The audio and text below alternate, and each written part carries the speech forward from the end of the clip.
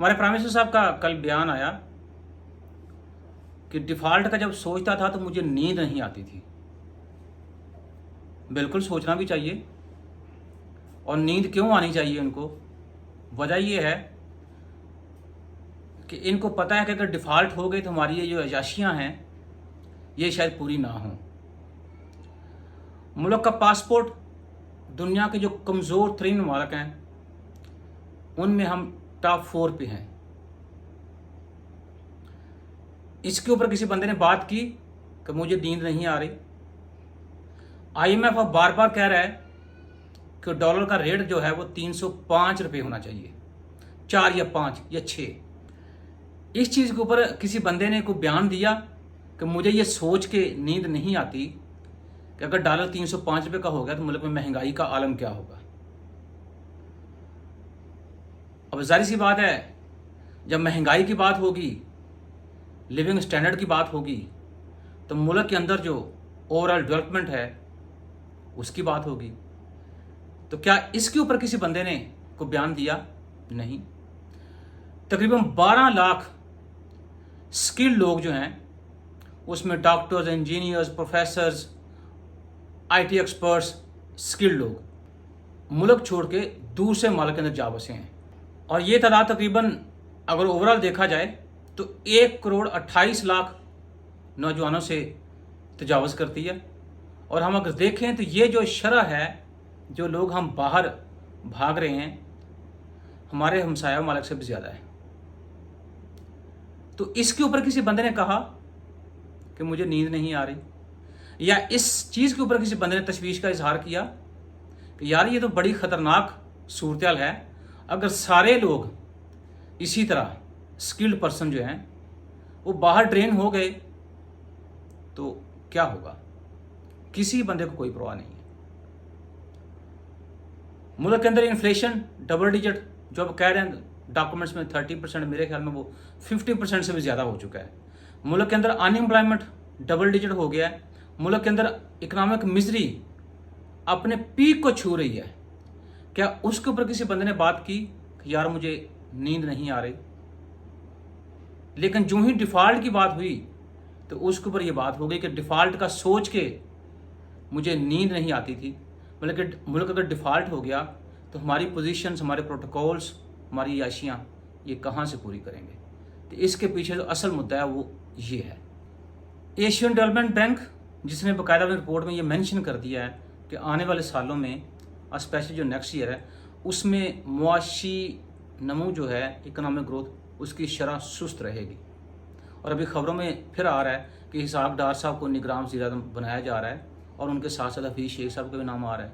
बाकी जितना इन लोगों ने अभी तक खिदमत की है, आप देख लें, खासकर इसहाक डार साहब का, ये पिछले 1.5 साल से कौन कौन से गुल खिलाए उन्होंने, वो भी आपके सामने है।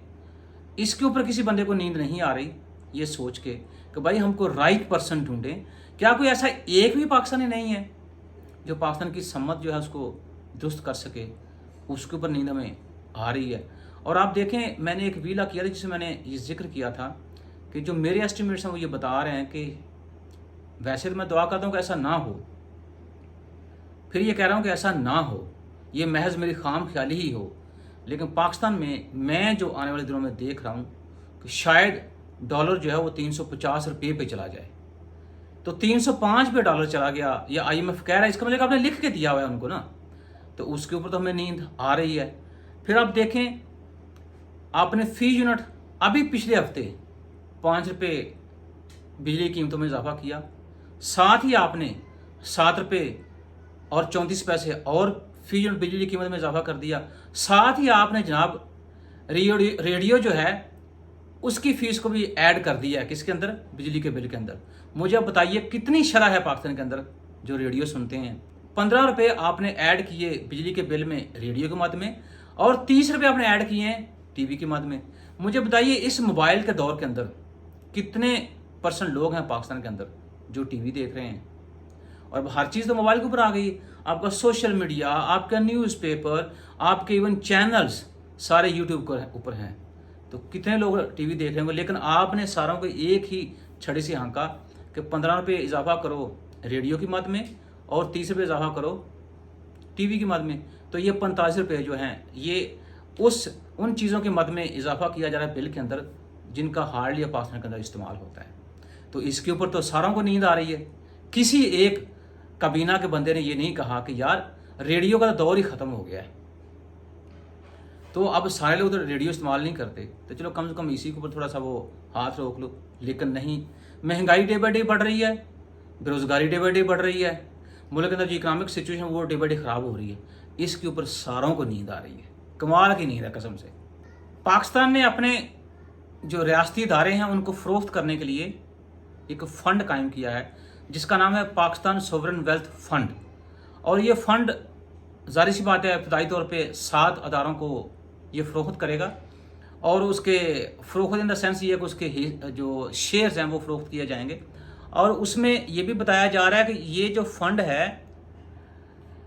جتنے پرائیویٹائزیشن کے متعلقہ قوانین ہیں اس سے استثناء جو ہے نا اس کو دیا جائے گا، مطلب یہ انڈیپینڈنٹ فنڈ ہوگا، اور اس کے ذمے میں رہ کے پاکستان جو ہے ابھی تقریباً سوچ رہا ہے کہ ہم کن کن چیزوں کو پرائیویٹائز کریں یا بیچیں جس سے تقریباً 2.3 ٹریلین روپیہ جو ان کو حاصل ہوگا۔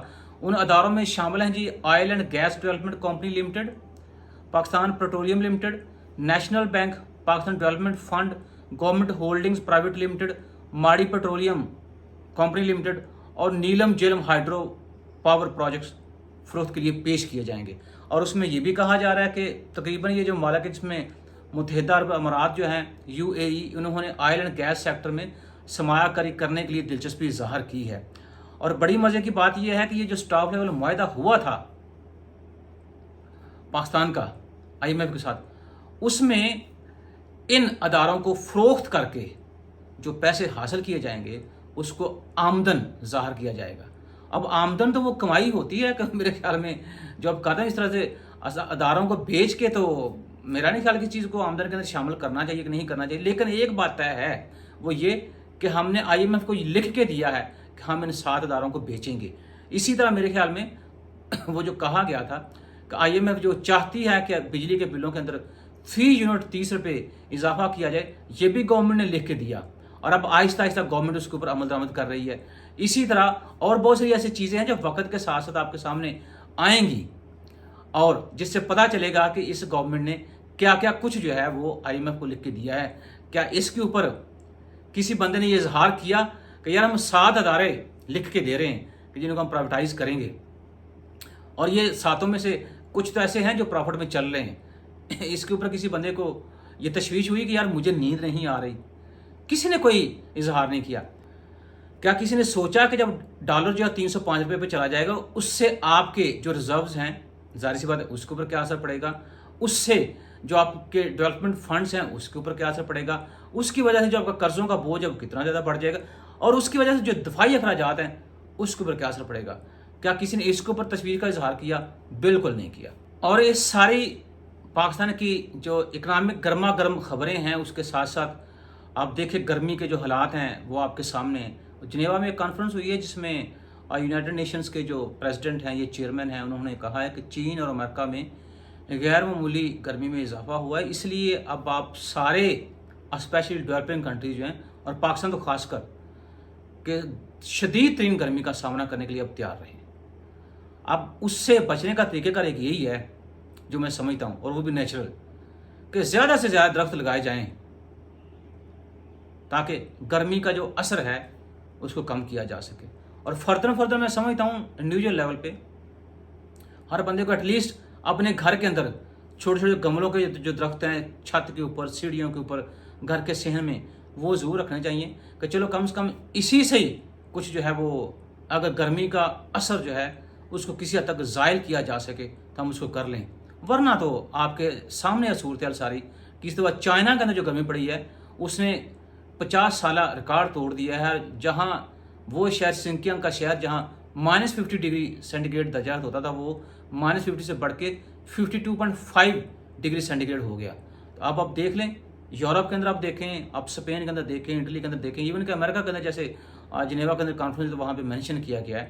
تو بھائی صاحب بجائے تھے کہ ہم اس گرمی سے تتر بتر ہو جائیں اور ہم اپنی جان سے ہاتھ دھو بیٹھیں، تو بہتر یہ ہے کہ اپنے آپ کو سیو کریں، انوائرمنٹ کو سیو کریں، اپنے آپ کو سیو کریں اور اپنے آنے والی نسلوں کو سیو کریں۔